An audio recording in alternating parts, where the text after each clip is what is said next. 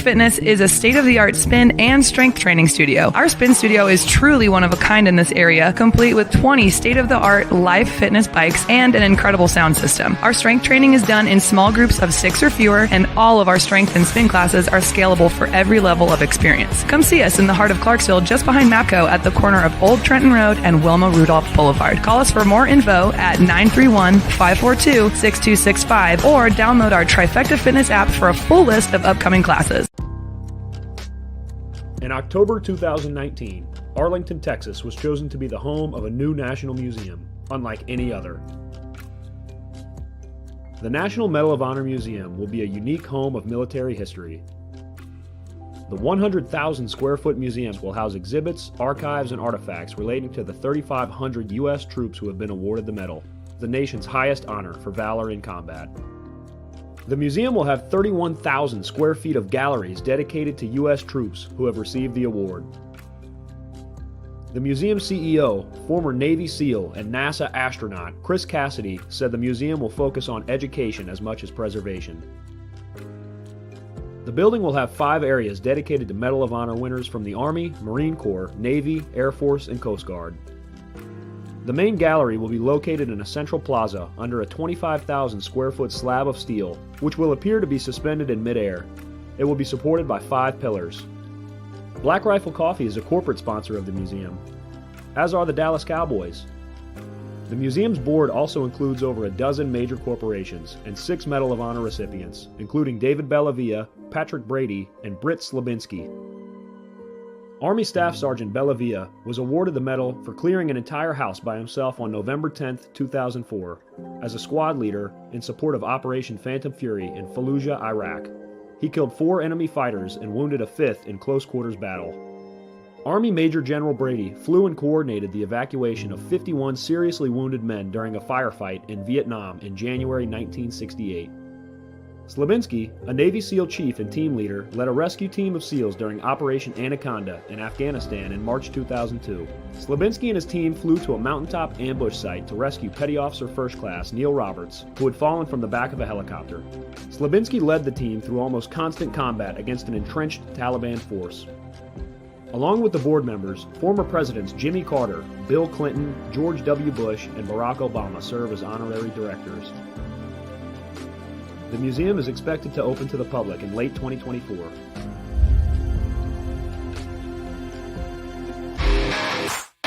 All right. Welcome back. Misfit Nation. The Misfit Nation Show. We are a show founded by a veteran and hosted by 2 veterans and a military spouse. Our mission is to get people to tell their stories to the world. If you're an author, share your tips with the Misfit Nation. If you're a musician or an actor, our audience needs to know how they too can get into the business.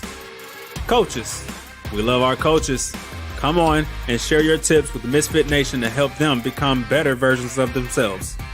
If you are a corporate leader or an entrepreneur, come on and show how you did it and how hard you have fought for success. If you are a veteran, first responder, or Gold Star family, we would love to have you come on and share your story with the Misfit Nation. We always have time for you. If you're feeling down, alone, or starting to see the darkness, stop. Think about those who are around you. You are not alone. You will be missed. If you feel like your problems will be a burden to those in your inner circle or feel embarrassed, dial 988. If you are a veteran, take option 1. We need you to keep pushing forward. Don't make a permanent solution to a temporary problem.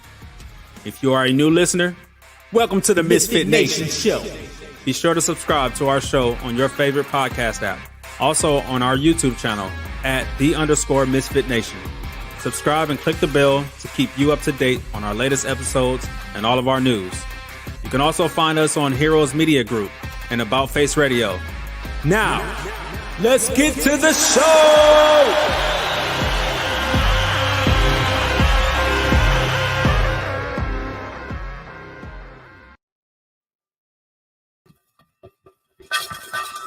All right.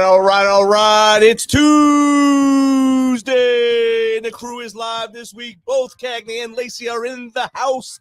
They're ready to give you a great show with a great guest, another veteran from the United States Marine Corps. They'll introduce him in a second. As you know, here at the Misfit Nation and the ToosDay Crue, we always celebrate those who do great things, but we also pay homage to those who have lost their lives in the line of duty. We have one more to add today. On August 12, 2024, Sergeant Billy Randolph, Fort Worth Police Department, Texas, lost his life and will be sorely missed by that department, by his family, by his friends.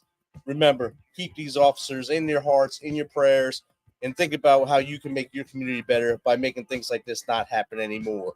So without further ado, let's bring in Cagney, let's bring in Lacey, and let's get this show rocking!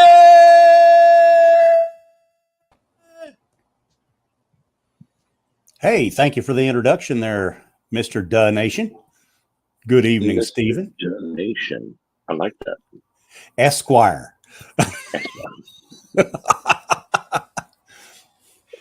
How you doing this evening, Stephen? His Holiness. I'm doing good. How about you? Doing great, got home from work today, brush hogged some pasture, and then Mrs. Holland roasted a chicken, fried some corn, and had some mashed potatoes, and my belly's full, and it's a good night. Now you're ready to sleep. Yeah, not shortly after we're done here. I will be. I hope you're having a good week. Yeah, work and cleaning and busy work. Yeah. I understand. Myself and Mr. The Nation was trying to get a set of VR goggles to work today, so we had to save that for tomorrow. VR, what, to fly the drones, or what is it doing? No, just for some training. Mm-hmm. Yeah, we have a couple sets that do that. And, yeah, it kind of befuddled us for a little bit, but I think he got it figured out. So we're going to finish that tomorrow. That's good. Yeah. Well, hey, first of all, I'd like to welcome everybody to the show. If you're listening to the recorded version on YouTube or any of the other streaming platforms, we welcome you to the show. And remember to like, share, and subscribe. And let's get to introducing our guest.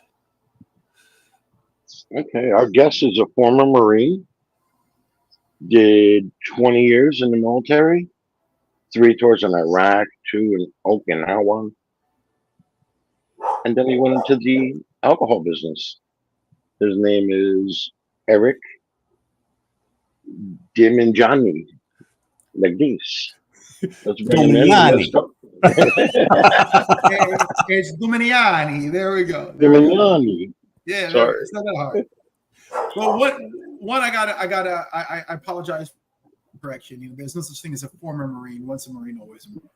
So I'm a retired Marine. I'm an ugly Marine. Retired Marine. I apologize. There we go. Hey, hang on. And what was your favorite crayon to play with? Well, I got out before crayons became a snack for the Marine Corps. So that was relatively recently. Okay. So tell us about yourself. Go as far back as you want, and you bring us. First, the dinosaurs came, but they got big and fat. No, that's. I said you, not the world. Yeah. All right. So let's see. I mean, I could start just my military career. 1997-ish, I joined the Marine Corps. I read too many books about knighthood and Knights of the Round Table, Achilles, Greek mythology, just something that always intrigued me. I had problems. I couldn't afford to go to school, and I figured the military was the only way out. Wound up getting a scholarship, both athletic and academic. And I realized I didn't have to go into the military, but I still wanted to. So after I graduated, pre-med, pre-biology, biology major, I was a nerd, an athletic nerd. I wound up still pursuing that, joined the Marine Corps, became an Amtracker, an assault amphibian officer. For those of you who don't speak Marine, who speak Army or civilian, I was an amphibious. I mean, for the majority of my career, I was an amphibious, mechanized and motorized and dismounted infantry. That's the best way to describe it. That's what I did the majority of my time. Absolutely loved it. Without the AAVs, amphibious assault vehicles, the Marine Corps would be the Army. I think we are the bread and butter of the Marine Corps, and if anyone who sells otherwise, go screw yourself. Retired from the Marine Corps and in 2017. And I did 3 tours in Iraq, 2 tours in Okinawa, like you said. I was a short tour. Retired from the Marine Corps, and I wanted to pursue something a little bit more challenging. So I decided to go to culinary school, pursue a lifelong dream. I've been cooking. I'm half Italian. I've been cooking since I was a child. Many years ago, I went up against Bobby Flay. If you're a throwdown with Bobby Flay, I beat an Iron Chef, season 1, episode 5. Then after that, I wound up actually pursuing my PhD. I'm almost done with that. I'm actually about weeks away from becoming Dr. Dominijanni. And Nice. Thank you. And then outside of that, the other thing was I wound up getting into Scotch. That was a fluke, especially when you're half Italian. Everyone expected me to get into wine, which I even expected to. I'm not sure how much time we have, but the Scotch story was just simply I was in California. I was in between deployment. I got sick, and I've always been stationed in the most, excuse my French, Jake, the most hillbilly of all areas. Everything is deep, served with gravy. Inbreeding is legal, and so is NASCAR and Bassmasters. And so every time I tried to get something to eat, and any place I would go, they'd always mess up my order. It's like, I'm supposed to be happy that I ordered a cheeseburger, they gave me a hot dog. And you're like, as a Yankee, we're rude because I got mad. I ordered a pizza and they gave me, like a hot dog, like, you Yankees. And it was driving me crazy, And when you're half Italian from New York, you're also used to like a higher end of cuisine, or at least a plethora of international cuisines at your disposal. So I remember being in California, pissed off, excuse my French, because I can't get what I want. I just if I ask for a medium rare burger, at least just give me a burger. Play me, give me some slack. Yeah. And I was in a bar. I believe it was called Bordner's in LA. Don't quote me on this. I'm not in LA. I'm a New Yorker. I'm an East Coast guy. And this guy he asked all my friends, hey, you guys in the service? And they pointed like, no, I'm retired. I'm this, I'm out. But they pointed towards me and they're like, yo, this guy's still in. And this guy offered to buy me a drink. I honestly thought he was hitting on me, but, I'm like, hey, that's what floats your boat. It's a free drink, $20. And it's a joke. And at the end of the day, he bought me a drink. And I took a step, I did a toast with him, and I realized he wasn't gay because he probably bought me the most horrible, disgusting drink I've ever had in my life. To this day, I believe it might have been, oh God, I can't remember the name of the drink right now. It is the most horrendous whiskey, Scotch, bourbon. I just it was battery acid. So now I leave the bar. I'm in a bad mood. We call that moonshine. No, moonshine. I believe it might have been Malort. Okay. And I was just disgusted. And I'm usually the designated driver. I don't drink much, at least back then. Eventually I got married and I started drinking like all married men should. And then anyway, so we're traveling around throughout LA. We're mixing friends, going back and forth. And I finally get to this bar. I believe it's in Huntington Beach or something like that. And this guy's got, I was like, what do you got for rum? Because I coming from the Caribbean. I worked in the Caribbean for about, God knows how many years. I know everything about rum, man. Everything about Jamaica, Antigua, everything, So I ordered this rum, and all they had was like the most basic well stuff. And I'm like, is that all you got? And he's like, bro. And he points up. He's like, this is a Scotch bar. I'm like, what? And I look up, and he's got like 1 million scotches over my head, like in a circle around. Wow. I know nothing about scotches. And I'm like, teach me. He's like, what? No, seriously, teach me. I don't know anything. I'm an aspiring chef. I don't know anything about, I know wine, I know rum, I know this. I don't know anything about scotches. He's like, you serious? I took my Navy Fed card out, threw it on the table. I'm like, just don't rip me off. Just teach me. I wound up getting probably the omakase of scotches. It was like the most amazing tutorial. He was so happy. Just so happy to teach, to pass the knowledge on to me. And he's like, oh, this is, Lefroy, and this is a Highland, and this is a Speyside, and this is served with water. I like this with bubblies, and I like this, and this should be served room temperature. And just go on and on and on. So I wound up getting the bug. I get back home, and I started my Scotch collection, which eventually became, it was quite extensive at the time. I went for it moved from a rum collection to a Scotch collection.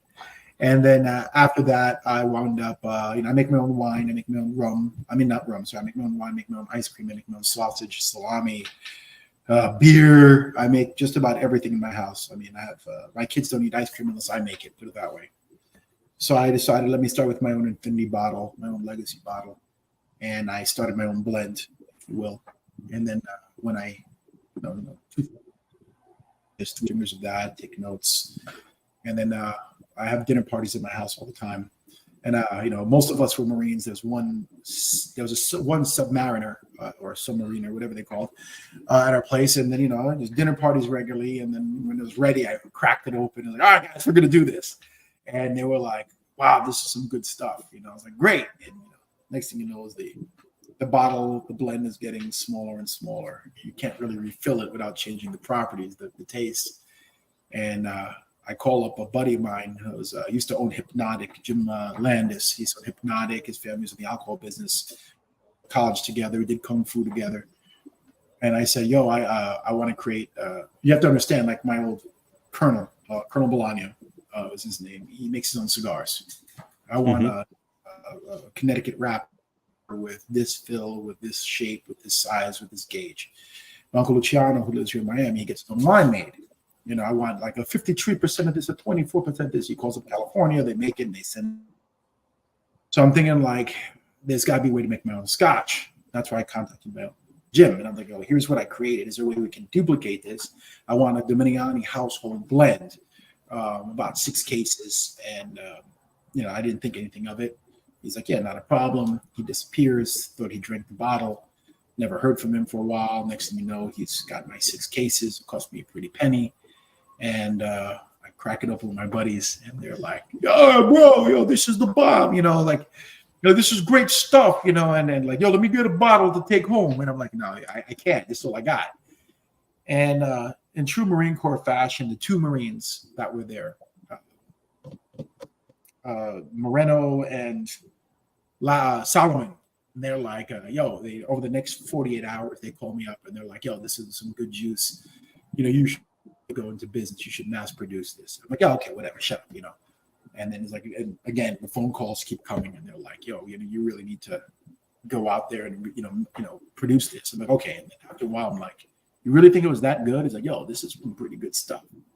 So I recontacted my buddy Jim, and I asked him like, "Hey man, what did you think about that Scotch I made that I had you make for me?" And he's like, "Yeah, good. Like you think people would buy it?" And he's like, "Yeah, it's good enough." It's like, with the right marketing and the right this, you can get out there. And I'm like, "What do I got to do?" He's like, ching, and he's like, "I got you, bro." And 2 years later, here we are. I've been in Forbes twice. You name it. I'm the number one. What is it? I think at one point I was top 5 Black-owned brown liquor. I'm the only veteran-owned Scotch. I'm the only Black-owned Scotch. I'm now number 2 Black-owned whiskey. I'm like, how did I do this? So I'm quite proud. I wouldn't, my buddy Jim, I wouldn't be out here without my Marines. I owe everything to those guys. What I am now, and that's the short story. Cool. That's we're going to get more into the Scotch here because I'm a big fan of brown liquor.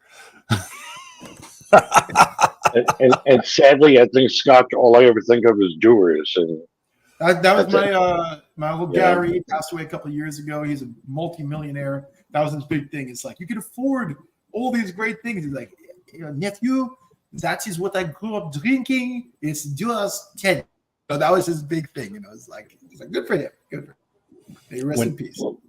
Growing up 13, 14 years old, going to the store getting my father's bottle of Dewar's. That's the only Scotch I've ever heard of. The only Scotch I've ever tried, I believe. Whiskeys, I'm all over the damn place, but Scotch. Scotch is heavy from Scotland. A good friend of mine who is he's a Scotch snob. He told me one time, he said, life's too short to drink blended whiskey. And so all he drinks is single malt. That's now, it. I will tell you this. If you look at the history between blended whiskey, blended scotches, and single malt, originally the top tier, because when you went to single malt, single barrels, they were considered too fuerte. They're just too not mainstream. They were too strong, and that's why the blending came about. And then it went 180, where now the blended are the lower tier, and the single malts are actually the higher tier. But I challenge everyone who has this mentality, just to think about this. You have something like a single malt. What you're having is something that obviously it's pure, it's beautiful. There's nothing against single malts, single barrels. Absolutely right. But the thing is, you may not like smoke. You may not like peat. You may not like sweet. The great thing about a blend is that you're able to take the best elements from each aspect and tailor them towards your audience. It's like cooking. It's like if you look at Italian cuisine, this region makes tomato sauce. This region is spicy. This region is this. If I make you a dish, I like a lot of salt. But what if you don't like a lot of salt? You like spicy, and he doesn't like spicy. So what you're trying to do, what I did with my scotch, is I tried to make a blend. I'm not going to say it's the best, it's not the best scotch in the world or anything like that. But I will say it is a perfectly balanced blend because I can make everybody happy, because it's a Highland and Speyside. You take the sweetness of the Highland, a little bit of the smokiness from the Speyside, and you will get that, I guess, a really nice balance that makes everybody happy. It's like being at a campfire, but not sucking on a charcoal briquette. That's the way I describe it. Gotcha. We've got a question already. She told me she was 18. I'm kidding. Go ahead.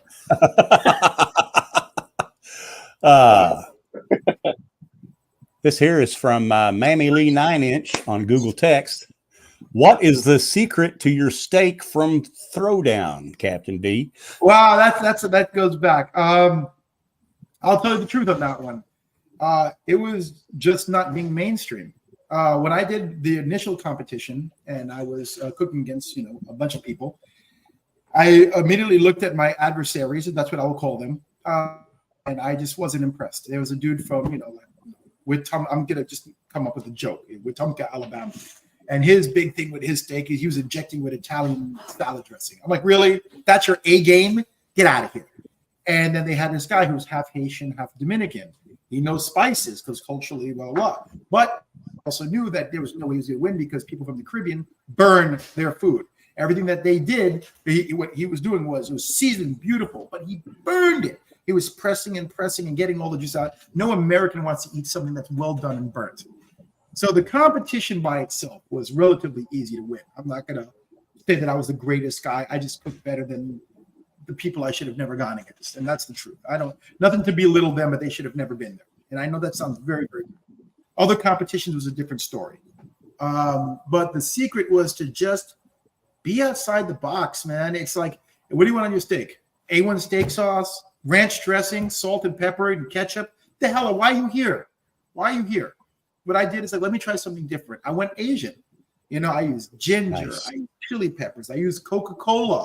I'm not supposed to do Coca-Cola, but I used a cola, garlic. And I just put a lot of things that accented. When I used my ginger, the reason why I used ginger, because it brings out the sweetness. The reason why I used chilies, I used the acid. The acid brings out the heat from the chili peppers. So it's knowing your ingredients, but not just knowing your ingredients, but knowing how they interact with one another. Basil is great. Tomato is great. But what happens when you put them together? You get a synergistic effect, right? Yes. Ginger is great. Sweetness is great. When you put the two, they accent each other. So that is my secret. Knowing how your ingredients react with one another, right? They interact with one another. So thank you very much for that question. That was awesome. Awesome. I was reading through your bio and something that I learned about your scotch, and we're going to put it up so people can order it. Matter of fact, I will probably order a bottle here as soon as we get off of here. That's awesome. is that where do some of those proceeds go? Okay, well, originally, I give back. This is, if I have about 30 seconds to segue. I modeled my company after the FUBU concept from the 1980s or early 1990s. FUBU was a Black-owned clothing company, and it's for us by us because, we just have different dimensions. And I remember my buddy got thick thighs. He couldn't find a pair of pants that fit him unless he had 5 waists thicker because his thighs were. I was a sport.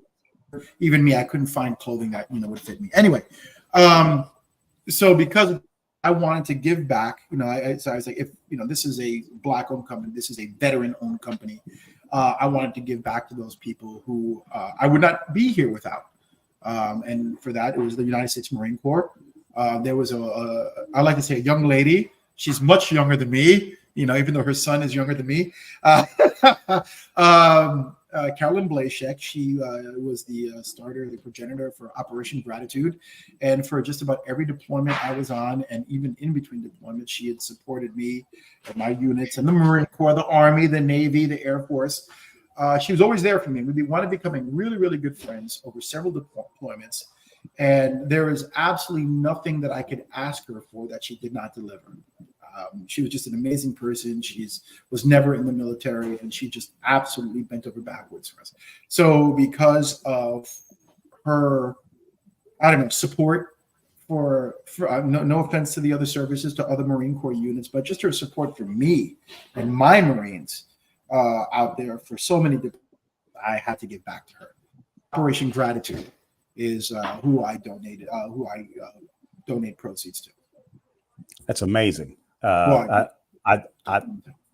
like it when entrepreneurs and companies give back. Another question here. Thank you for your question. Is your Scotch distributed to local stores or available just through your site? You can find it in New York in the next 2 weeks. You'll be able to find it in Texas, New York, South Carolina, Atlanta, Georgia, Florida, Washington, D.C., Maryland, more of the northeastern states. But you could also get it online. You can find it. Well, we're available mostly. You could probably in Total Wines and a couple of, obviously other local liquor stores, the non-large ones and stuff like that. But you can order us. You can order online. In fact, if you order online, you can also get bottles engraved. I don't make a penny off of the engraving, but like I say, happy birthday. You can get it put there. Happy Father's Day, happy Marine Corps birthday, happy Army Day, happy Navy Day, macho man, and all that other great stuff. So I like to poke fun at my my kinder, gentler. We can. I worked for a Marine gunner. He was our divo when was in a joint service unit. And he used to answer the phone, Navy men's department. Yeah, and, exactly. Absolutely. I'm not going to say that, but I agree with that. So yes, you can find us online, and you can find us in some stores. We're working. We can't. If we expand too quickly, it's not a good thing for us. But we're expanding as quickly as we are able to. Oh, so you don't run around hand delivering bottles? No, I have. Believe it or not, it's like I'm not just a CEO. I'm also the delivery boy. That's just very much true. I'm going to be in Dallas, Texas this weekend. I'm going to be doing tastings. Where my bottles go, I like to follow. Nice. Because if you don't, you lose it, and you just don't care. And you let some other schmuck who doesn't care about your company do your job, and he'll screw it up because he just doesn't care about it as much as you do. Sure. Yeah. Now, do you? So you don't do any of the distilling or whatever. You just take. Okay. We have a master blender in Scott to our specifications. He creates my blend. It's a proprietary blend, and we bulk obviously, and then we have it. And we sell it here in the United States. Okay. So it's made in Scotland. You can't buy it there though. Of course. Now, do they also make other people's scotches, or is it just Fuse? You're on like. I'm sure they do. Nothing okay. against to him. It's Well, it's like none of today we're making X, and then tomorrow we're doing Y. Yeah, I'm sure he does. Okay.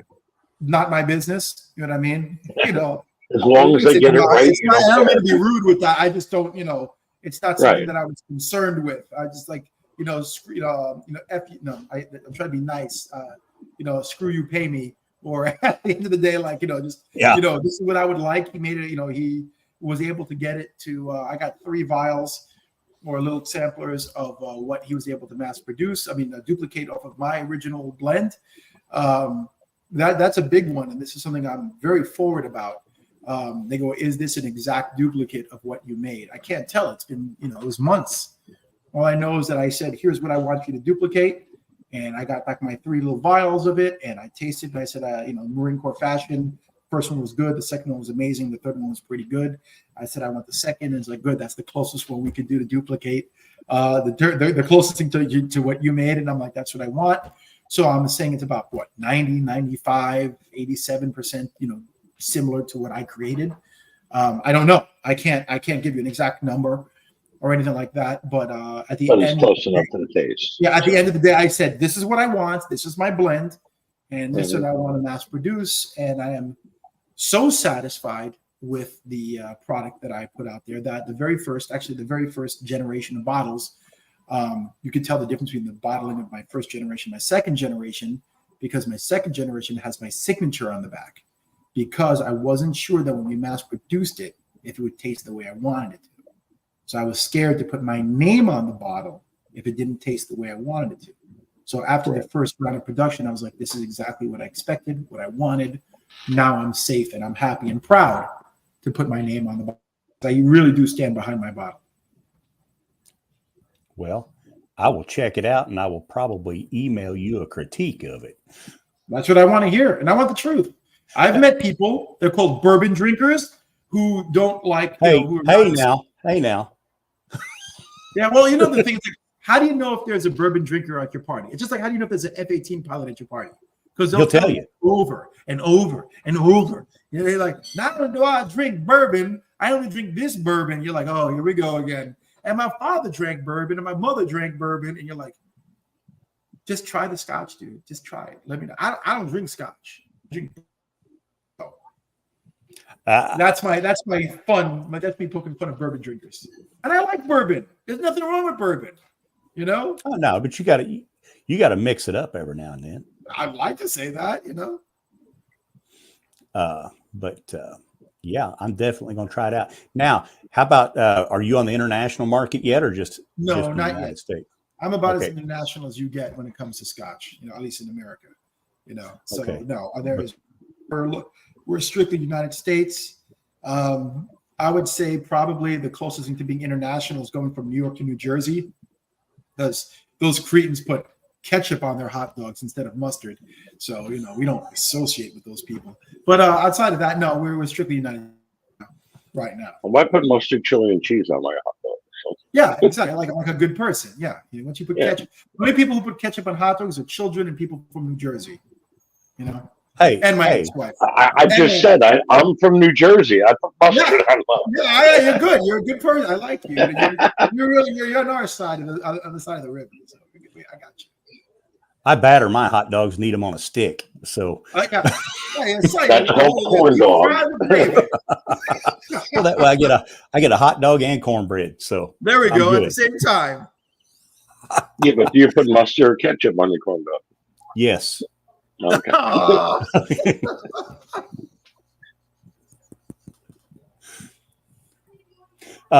Now, reason I brought up the international market, I know Japan is big on scotch.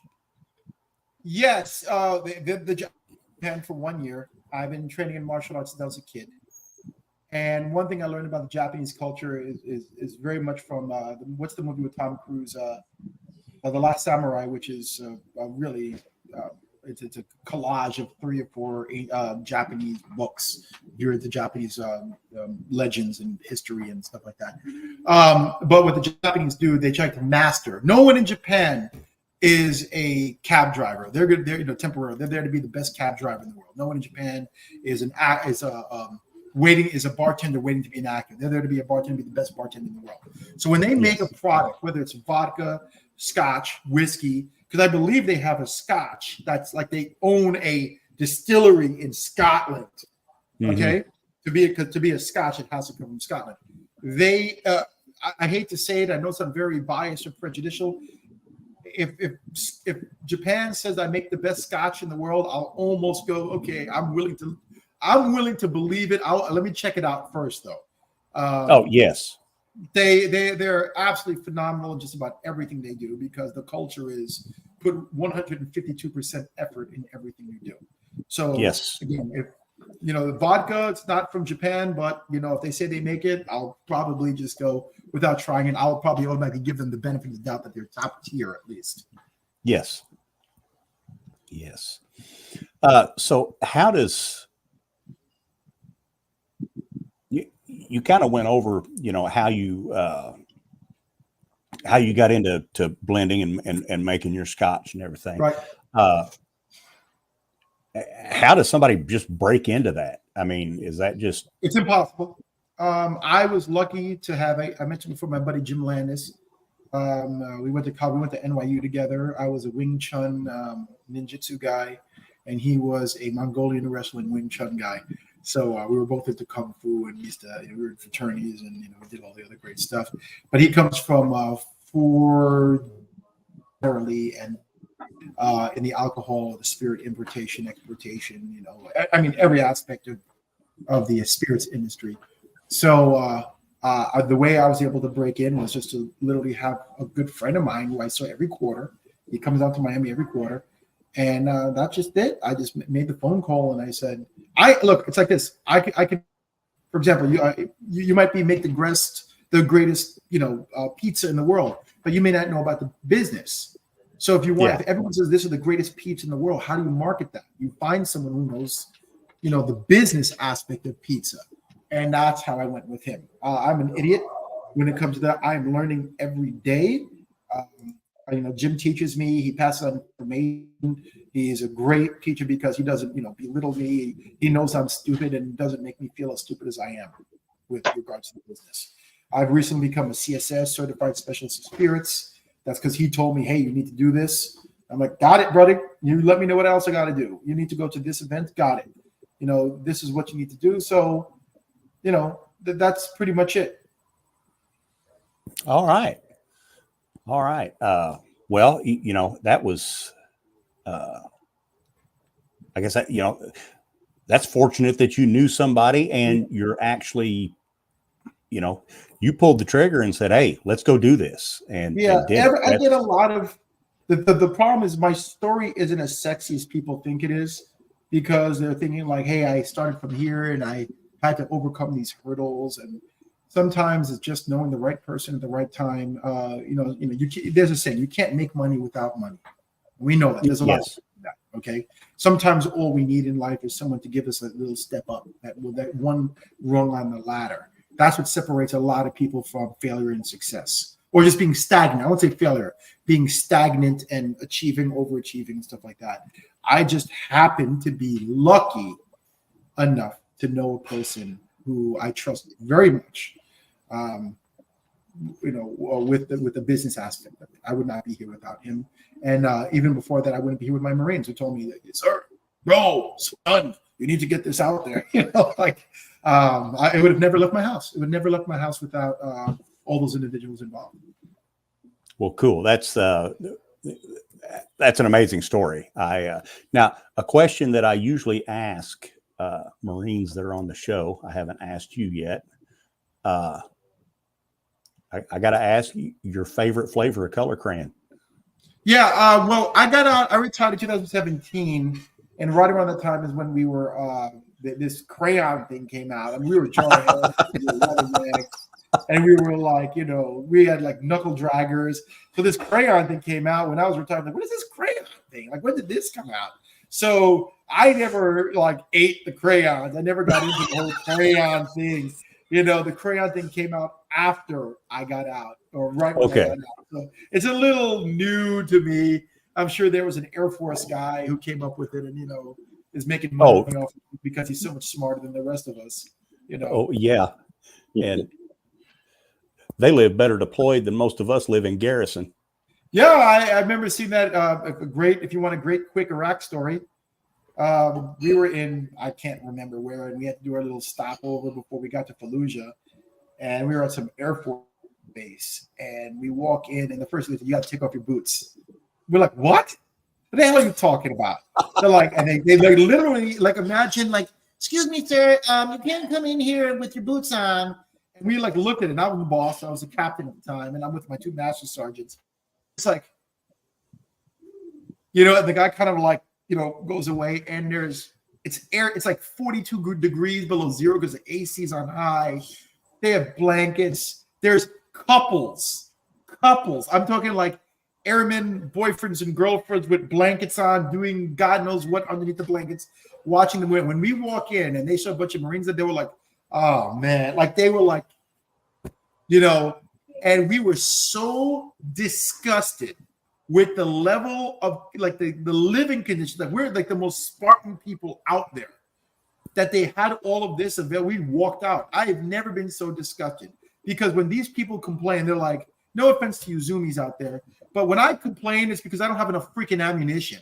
When these people complain, it's like, oh, we had a chocolate ice cream today, and you're like, you're sicking me. Like, oh, when I was dating, what do you mean dating? How do you date in Iraq? Well, my boyfriend or my girlfriend, you're like, what? What? Like, seriously? Like, you actually had a relationship out there? Like, so, yeah, it's that, no offense to Air Force. You were just on different sheets of music, Oh, yes. Got another question here. Okay. Let me pop it up first if you can read. I saw an ad to become a Scotch owner. Is it like all these small coffee businesses? Is it like a franchise? No, not at all. And I would say I don't know anything about the coffee business, but I will tell you this from my limited experience working with spirits, specifically Scotch. What would make Scotch way more difficult than the coffee business is that every state has different legalities and rules and stuff like that regarding alcohol distribution, ownership. For example, in like one state, it's a system. Like I make it, I sell it to you, you sell it to him, and he sells it to the consumer. You're like, oh wow, okay. In another place, I can sell directly to the consumer. Another place, I can't sell past midnight. Another place, I have to be married to the mayor's freaking daughter to do things like that. Another place, oh no, hallelujah, the big guy upstairs is gonna lay fire and brimstone on you for selling alcohol because alcohol's the devil. So every state, every city, every county has a different rule. So I would say, from my experience, alcohol's got to be probably the most difficult occupation or business to get into, because every place is different. So having, again, a partner, and I don't mean that kind of partner, but having a partner a business partner who has been in the business for 30 years or, and who knows the differences between the legalities in Alabama, New York, Utah, and insert every other county or sub-county. That's been a tremendous boon for me. The coffee is, I'm assuming, a lot easier. So unfortunately, that's the best I can give you on coffee. Hey, totally understand, because I wouldn't know how to get into either one of them.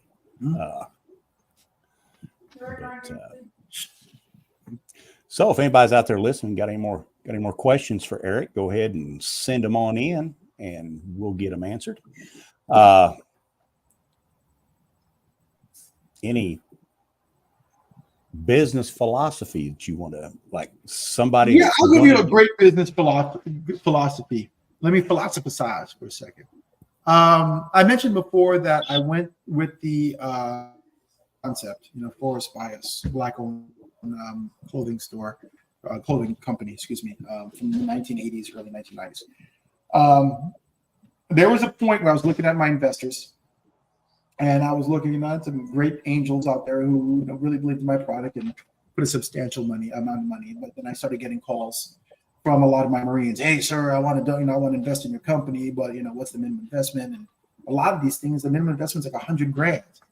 Whatever. It's like, again, it's like the only money is to have money, and that's not right. So then I started looking. I'm like, I don't have one. This is the only Black-owned Scotch company. It's the only minority-owned Scotch. It's the only veteran-owned Scotch. I'm like, how can I be the only veteran-owned Scotch company if I don't have one freaking veteran investor? I don't have one Black investor. I don't have one minority investor. That's not right. And the reasoning is because the average minority, the average veteran doesn't have $100,000 to meet the minimum the minimum investment. So I talked to my buddy about it, and I was like, why do we do this? He's like, Eric, let me ask you a question. Do you want to deal with 10 people putting in $10,000, or do you want to deal with one person dealing $100,000 on investment? And I said, well, I'm going to be honest. The 10 people who would invest $10,000 in my company are probably good friends and family of mine. And I do want to hear from them every day. And he's like, wow. I'm like, these guys, no offense, angels, and I love them very much.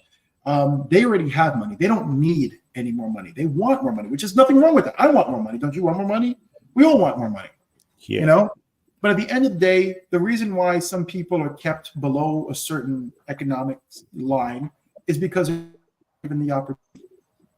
So if I lower the minimum investment to $10,000 as a minimum investment of $100,000, now I'm giving the opportunity to the average person like me and you. Oh, wow. So he goes, do you think you could do it? I'm like, yeah. So within 1 hour, I wound up getting about $100,000 in potential investments. That was on a Friday. By Wednesday, I think it was like over $300,000. And this is like my brother putting, family member putting money. My buddy, he's Indian. So my half brother is half Puerto Rican. My buddy is, checking the box, minority. My other buddy's from India, checking the box, boom. And he's also Navy, double checking the box. My old gunnery sergeant, Juan Jenkins, he's Black and he's a Marine Corps, double checking the box. This guy over here is a cop, and another check in the box. Oh, she's a female and she's a Marine Corps, checking the box. So just by opening it up to realistic investments, like why don't the average company, why do they do that? It's almost like they want to keep the average person down. Why can't you create the opportunity for the average person to make more money, to set themselves up for success? Granted, it's risky, but still, So I did that, and I stand by that, and I love, and I know a lot of people don't even remember the Fubu company, but I love that aspect of for us, by us. You cannot be a Black-owned company if you don't have Black investors. You cannot be a veteran-owned company if you don't have veteran investors. You cannot be a female company if you don't have female investors. I know you might be a woman or gay or Black or Jewish or tall or short. It's irrelevant. You cannot validate your existence as a XX company if you don't have XX group of people as part of your investors. There you go. All right. Opening up that way. Yeah, you do open it up for a lot more investors. And that's and I'm proud of it too, because you have to stand by it. Yeah. And you're giving those people how much clout are you gonna have if you're a vegan who owns a steak company? That means you don't care about the company. Nothing against vegans, but the thing is this. Yeah, I have a lot of problems with vegans because they don't drink my scotch anyway, so I don't care. But the thing at the end of the day, if you're a vegan and you're like, oh, I have the 6 biggest steakhouses in the United States, I'm not going to listen to a word you say. You might know the business, but you don't care. You've never tasted your product. Exactly. There you go. You have no bond with the company. Well, they have a bond. It's money, but that's it to them. You got to look past the money sometimes. Yeah. Like when you look at a lot of these companies who went corporate, and I'll throw one out there. You look at we mentioned before Pizza Hut.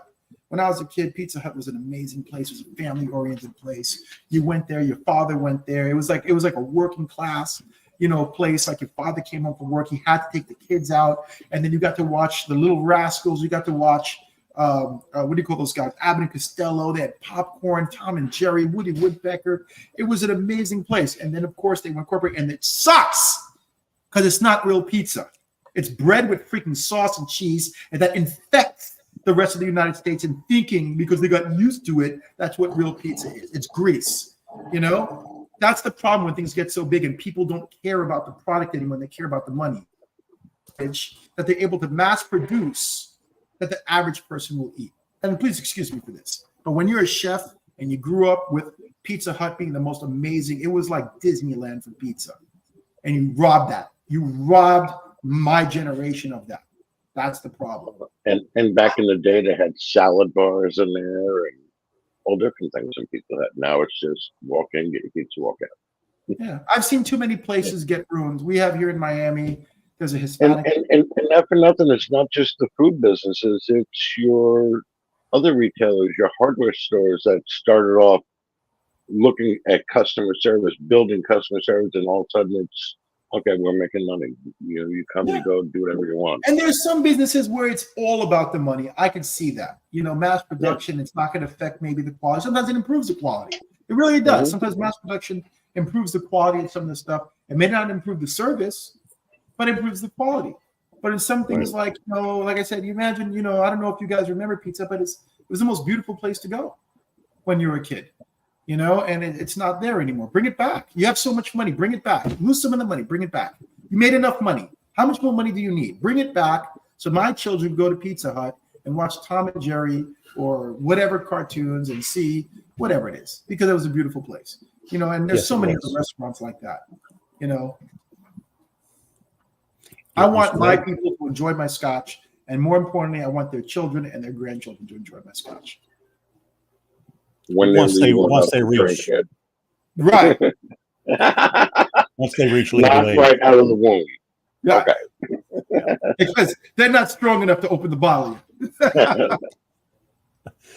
Well, hey, Eric, this has been informative. It's been fun.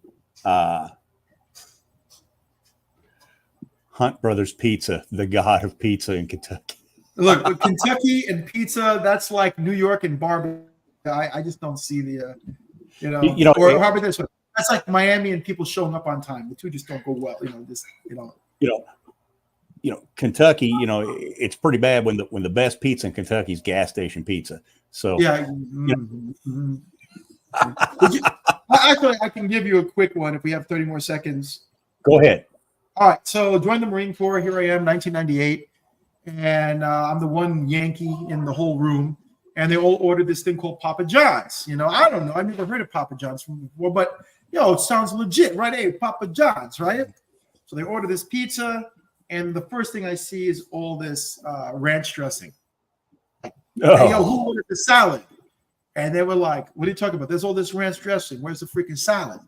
And they look at me, no, man, it's for your bones. I'm like, bones? What the hell are you talking about? You mean wings? I'm like, you morons, you hillbillies, what is wrong with you? It's supposed to be blue cheese for wings. You're not supposed to dip it in. And they're like, no, the bones of your pizza. Like, what? The bones of your pizza. The crust. You put ranch on your pizza? What is wrong with you, cretins? And then I tried the pizza, and it was so horrible that I understood why people put ranch dressing on the pizza. Because if you have to put ranch dressing on your pizza, you don't know what freaking pizza is. That's the freaking problem. Again, a corporate thing, mass-produced, and now people in Kentucky or Alabama think, oh my God, this is the norm. And people like me, who are half Italian, who went to Italy, who are from New York, the pizza capital of the United States, actually it's Connecticut, we go to them and they tell us we're doing it wrong. So I'm flipping out. Then I'm watching my roommates and my friends eating pizza sideways, ripping it, look like apes, with no opposable thumbs, tearing into their pizza. And I'm like, what is wrong with you people? How do you know? And I folded my pizza like a true New Yorker. And my roommate, his name was Hawkins. And he goes, D, how'd you do that? I'm like, what? How'd you do that? You just, I'm like, it's called folding your pizza. Like, what are you guys, freaking apes? Listen, if you're from New York, stick to pizza, stay away from Mexican. From Miami, stick to Peruvian food, stick to Cuban food, but stay away from Chinese food. If you're from California, don't touch pizza. If you're from Alabama, hey, stick to deep fried everything with freaking gravy on top. But there comes a point where you got to admit you suck at making a certain food, and you shouldn't cross that line because you're insulting the people who it created that food. And that's my theory. Remember, I'm a chef. Food is my life. Stop insulting other people's food, please, please. So are you telling me White Castles aren't hamburgers? All right, White Castles. That's a whole that's at 3 o'clock in the freaking morning. Okay, let me ask you a question. Have you ever eaten a White Castle sober? Probably not, because Yes, your body can't digest it. You need 4 gallons of freaking vodka or beer down that chemical that created the White Castle burger. But they're damn good. They're damn. I grew up Yes. around the corner from the White Castle. We were there day and night, drunk, sober. It didn't matter. I love it. My kids eat. You got to have the pickle. So you, like back in the day, I'm not sure if it still is now. You had your White Castles, and Tennessee was the border castles and Crystals. Crystals is the hillbilly version of the White Castle hamburger. They put mustard. The bun is too thick. Sorry, Crystals. I had you about a month ago. You were horrible. I got to get a double minus the extra bun. So I get 2 buns instead of 3, and whatever. And it was just like, I think it was maybe just that Crystals that was bad. But you got, how do you know the difference? North of Tennessee, it's White Castles with ketchup. South of Tennessee, it's Crystals. Sorry, it's White Castles with ketchup on top, Crystals with mustard on below. There you go. So sorry, Crystals. That was just one bad experience.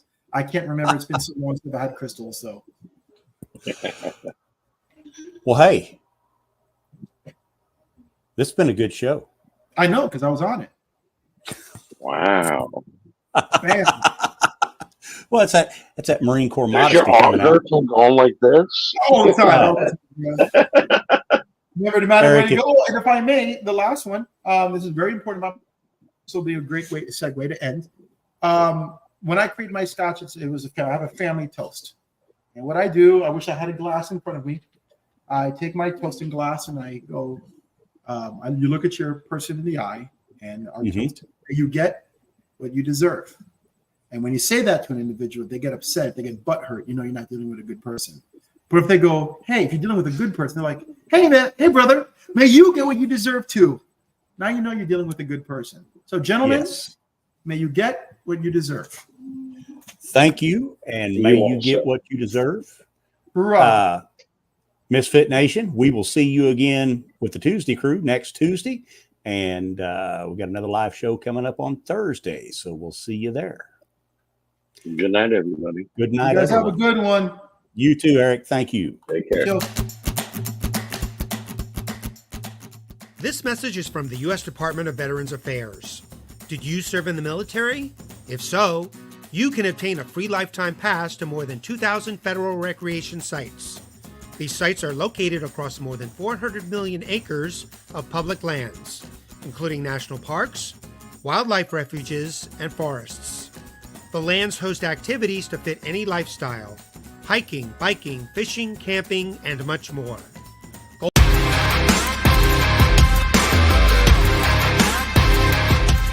Thanks for checking us out and being a part of the Misfit Nation show. Don't forget to visit our website at themisfitnation.com.